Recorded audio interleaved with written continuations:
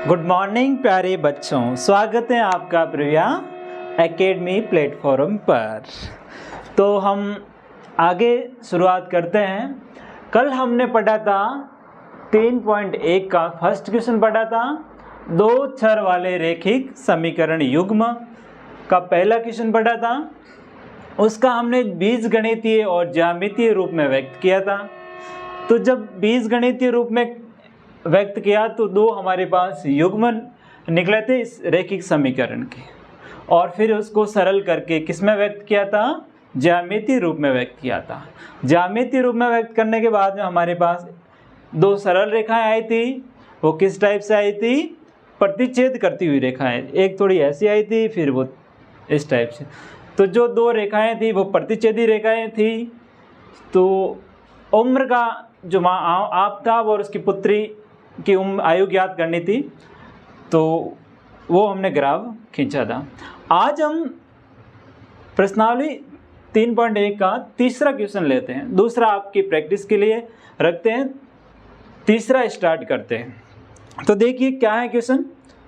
2 kilo सेब और 1 kilo अंगूर का मूल्य किसी दिन 160 रुपये था। कोई एक दिन उसने 160 रुपये था। एक महीने बाद 4 किलो सेब और 2 किलो अंगूर का मूल्य 300 रुपये हो जाता है, बढ़ जाता है।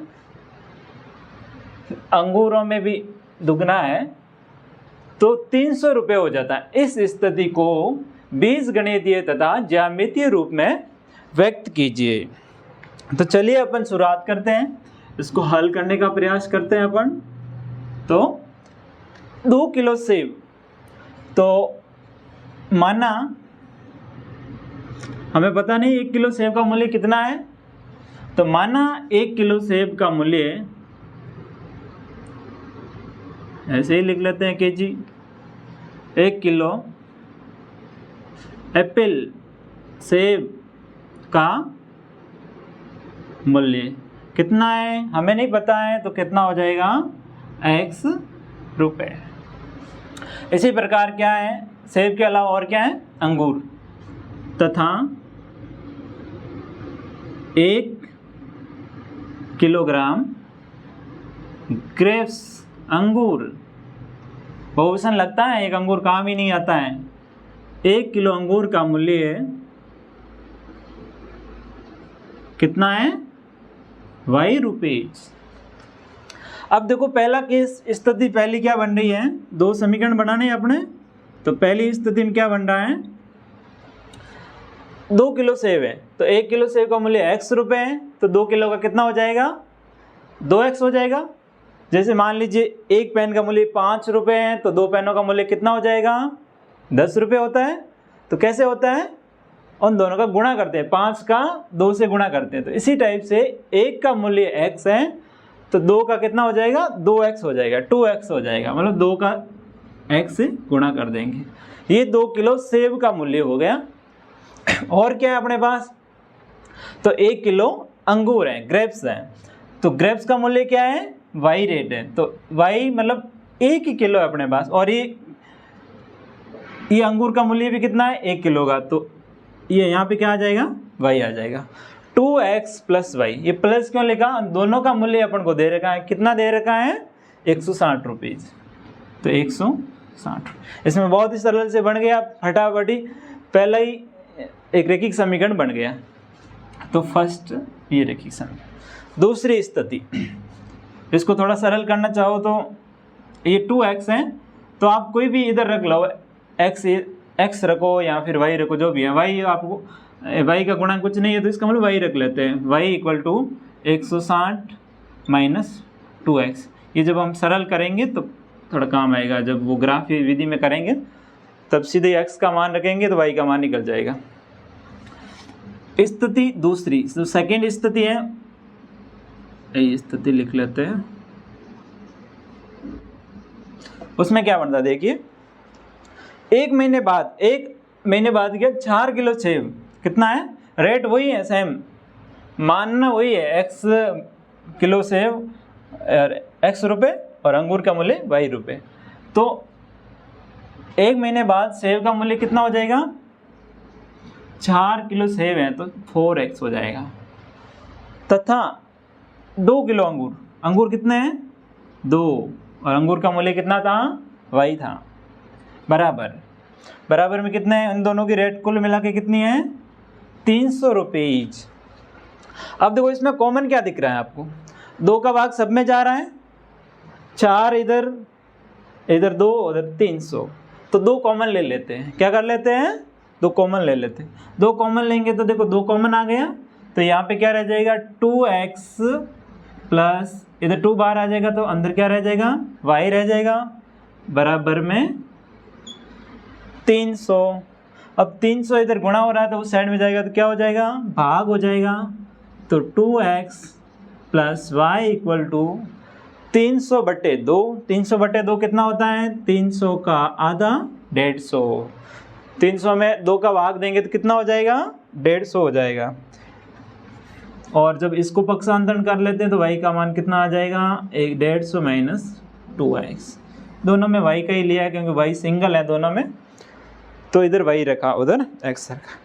ये पहला समीकरण, इसको लिख लेते हैं, और ये है दूसरा समीकरण। ये जो एक समीकरण ये और दूसरा ये दोनों समीकरण तो क्या हो गया, इस जो ये क्वेश्चन लिखा इसका बीजगणितीय रूप हो गया। क्या हो गया बीजगणितीय रूप। अब हम इसको क्या करना है ज्यामितीय रूप में भी व्यक्त करना है। तो ज्यामितीय रूप में कैसे व्यक्त करेंगे, उधर ग्राफ बनाएंगे, उससे पहले हम सरल करेंगे। ग्राफ बनाने के बाद ग्राफ बनाएंगे तो हमें बिंदु चाहिए होते हैं, सरल रेखा चाहिए उसमें बिंदु आएंगे। तो बिंदु कैसे ज्ञात करते हैं, तो फर्स्ट समीकरण लेते हैं, नीचे दिख जाएगा, थोड़ा सरल कर लेते हैं नीचे। तो समीकरण 1 से यहां मैं टेबल बना लेता हूं फर्स्ट की।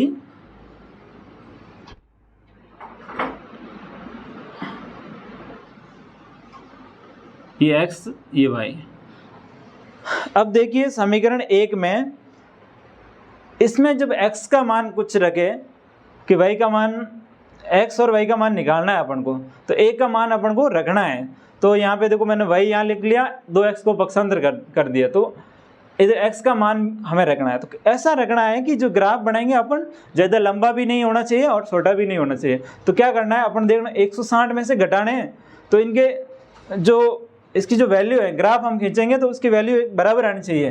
तो क्या देखिए ये 2 हैं तो 2 को किससे गुणा करेंगे इनके लगभग समीप आ जाए। तो देखो हम 40 रख लेते हैं, कितना रख लेते हैं 40।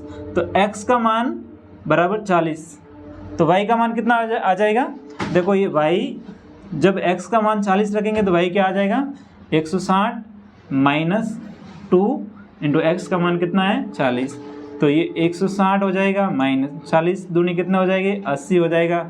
और 80 160 में से 80 गया तो कितना रह जाएगा, देखो 20 ये 60 और 20 कितना हो जाएंगे 70 80, तो y का मान कितना आ जाएगा 80। हमने x का मान कितना रखा 40, तो y का मान कितना आया 80। इसी टाइप से अगर 50 रखे मान, ये ऊपर से मिटा देता हूँ नीचे दिखेगा नहीं आपको।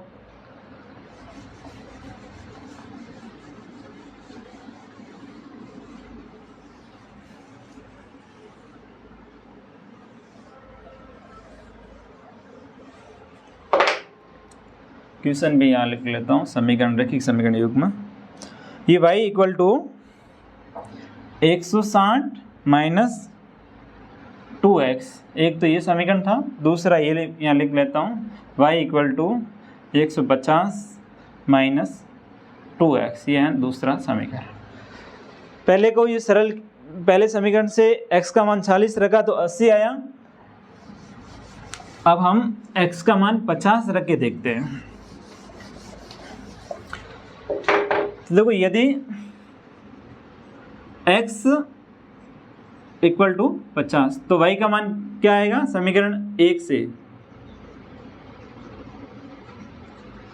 तो y इक्वल टू 160 का 160 लिख लेंगे माइनस 2 का 2 और x की जगह कितने रखने हैं 50 रखने हैं, तो 160 माइनस 100 हो जाएगा, 50 दूनी 100 और 160 में से 100 गए तो कितना आ जाएंगे, 60 आ जाएंगे। तो x का मान कितना रखा था, 50, तो y का मान कितना आया, 60 आ गया। अब देखो ये बढ़ रहा है, ये कम हो रहा है, तो उधर 60 रख लेते हैं x का मान। यदि x इक्वल टू 60 तो y का मान क्या आ जाएगा, 160 का 160 इस समीकरण से लिख रहे हैं, -2 का 2, 60 का 60 हो जाएगा। तो 160 माइनस 60 का दुगना कितना हो जाएगा, 120 हो जाएगा। 120, 160 में से 120 गए तो कितने रहे, 40। तो x का मान कितना निकाला था अपन ने, x का मान रखा है 60, तो y का मान कितना आ गया, 40। ये एक बिंदु हो गए, मतलब जो एक ये हमारे पास रैखिक समीकरण आया था, इसके जब मान निकाले, तीन बिंदु निकाले, तब इन दोनों को, इनको जब ग्राफ पर निरूपित करेंगे तब एक सरल रेखा आएगी। तो ग्राफ पर निरूपित करने के लिए हमें बिंदु चाहिए होते हैं, तो x और y के दो मान होते हैं, वो हमने लिख लिए। तो ये जो पहला रैखिक समीकरण था उसके मान है।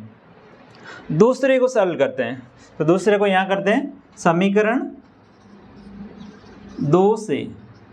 तो देखो दूसरा समीकरण ये है, तो यहाँ भी रख लेते हैं, मान लीजिए यहाँ पे रखें 50 रख के देख लेते हैं।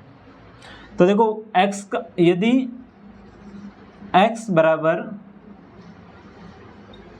50 है, ये दूसरा यहाँ ग्राफ बन जाएगा, तो यही बनाते हैं, 4 जो टेबल बनाते हैं यहाँ बना, दिख रही है, यहाँ x की वैल्यू हो जाएगी, यहाँ y की वैल्यू हो जाएगी। तो देखो x की वैल्यू कितनी है, x है, तो y की वैल्यू कितनी आ जाएगी, y ये 150 का 150 माइनस 2 का 2, इस x की जगह कितना रखेंगे, 50 रखेंगे।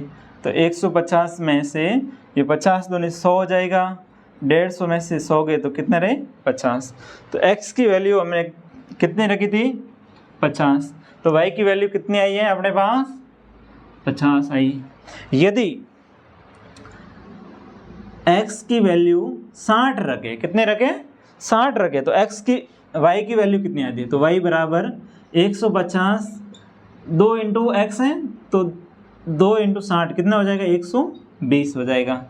तो 120 में से 150 में से 120 के तो कितने रह जाएंगे, 30 रह जाएंगे।